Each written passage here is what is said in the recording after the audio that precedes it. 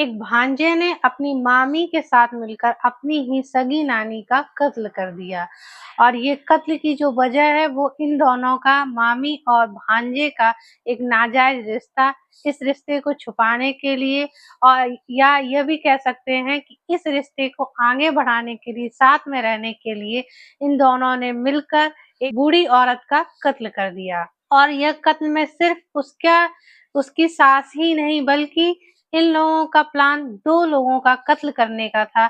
एक जिसमें कि उसकी सास और दूसरा कि उसका पति। लेकिन उसका पति खुशनसीब था कि वो बच गया, क्योंकि जब सास की इन लोगों ने हत्या की और इन लोगों से एक छोटी-सी गलती हो गई जिस वजह से ये पूरा हत्याकांड खुलकर सामने आ गया और वो भांजा और मामी दोनों ही पकड़े गए, जिसकी वजह से उसके पति की जान बच गई। आइए हम लोग इस पूरी घटनाक्रम को जानते हैं। दरअसल आज की ये घटना लखनऊ की है, जहां शालिनी नाम की महिला अपने परिवार में हँसी-खुशी रह रही थी। उसका पति, उसके 2 बच्चे और उसकी सास। लेकिन 2-3 महीनों में ही जो उसका व्यवहार था, जो उसका रहन-सहन था, सब कुछ बदल गया, एक व्यक्ति के उसकी ज़िंदगी में आने के बाद। शालिनी का अपने ही भांजे करण के साथ अफ़ेयर हो जाता है। करण जनवरी में वापस आया था। वो इराक रहता था और इराक से लौटकर वो जनवरी में ही घर आया था और घर आने के बाद वो अपने नानी के घर आता है और वहाँ ही इन दोनों की मुलाकात हो जाती है, मामी और भांजे की। इन दोनों का रिश्ता है वो काफ़ी ज़्यादा आगे बढ़ चुका था और ये दोनों साथ रहना चाहते थे।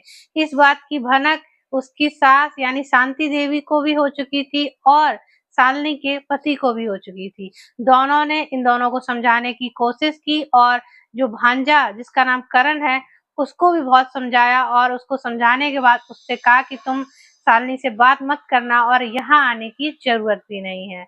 जिस वजह से इन दोनों के मन में काफ़ी ज़्यादा गुस्सा था, आक्रोश था और वो एक कत्ल नहीं बल्कि 2 कत्ल करना चाहते थे।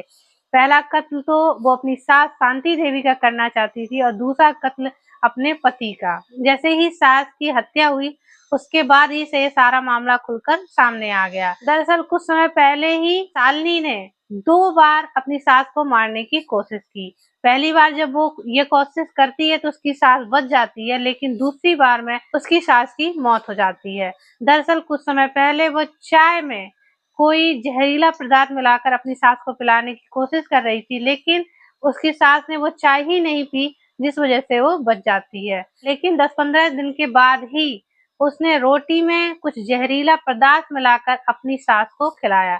जब उसकी सास खा रही थी, तभी खाने के कुछ ही समय बाद उसकी हालत बिगड़ने लगती है, उल्टियाँ होने लगती हैं, दस्त होने लगते हैं, जिसके बाद उसका बेटा उसको हॉस्पिटल लेके पहुँचता है और वहाँ कुछ ही समय में शांति देवी की मौत हो जाती है। वो उसका लड़का अपनी माँ की डेड बॉडी लेकर आता है और उसकी डेड बॉडी को दफना दिया जाता है। लेकिन जैसे ही कुछ समय बीतता है, घर में और लोग भी आए हुए थे और इस बात की चर्चा होने लगती है कि रोटी खाने के बाद ही शांति देवी की तबीयत बिगड़ी थी। यही जो शक का बीज था हर किसी के मन में आ जाता है और वो उस जो रोटी उसने बना के दी थी, उस रोटी को वो लोग ढूँढने की कोशिश करते हैं। जब शालिनी से पूछा जाता है तो पहले वो बहाना बना रही थी कि मैंने वो रोटी फेंक दी है, लेकिन वह वो रोटी घर में ही छुपा कर रखी हुई थी। जब वो रोटी वो लोग ले जाते हैं और उसकी जाँच कराते हैं तो पता चलता है कि इसमें हानिकारक पदार्थ था और इसी वजह से शांति देवी की मौत हुई है। उसके बाद उसका बेटा ही पुलिस स्टेशन जाता है और जाने के बाद अपनी पत्नी और अपने भांजे के खिलाफ रिपोर्ट कराता है और उसके बाद ही सारा मामला खुल कर आता है। जब पुलिस पहुँचती है, पहुँचने के बाद जब शालिनी से पूछताछ करती है, तो वो ये सारी चीज़ें बताती है और उसने किस तरीके से अपनी सास को मारने की भी कोशिश की, ये तो मैंने आप लोगों को पहले ही वीडियो में बता दिया है। वो बताती है कि वो अपने भांजे कर्ण के साथ रहना चाहती थी और उसी के साथ अपनी आगे की ज़िंदगी बिताना चाहती थी। इसी वजह से उसने अपनी सास शांति देवी का कत्ल किया और वह अगला कत्ल अपने पति का भी करने वाली थी। लेकिन उसका पति खुशनसीब था, वो बच गया और उसकी सास की मौत हो जाती है। ये मेरी छोटी-सी कहानी आप लोगों को कैसी लगी? और आप लोगों को अच्छी लगती है तो आप लोग मेरे चैनल को लाइक एंड सब्सक्राइब ज़रूर करें। मेरा इस घटना को सुनाने का उद्देश्य किसी को परेशान करना नहीं, किसी का दिल दुखाना नहीं, बल्कि आपको सचेत व सावधान करना है, जिससे कि आप अपना और अपनों का ध्यान रख सकें। धन्यवाद।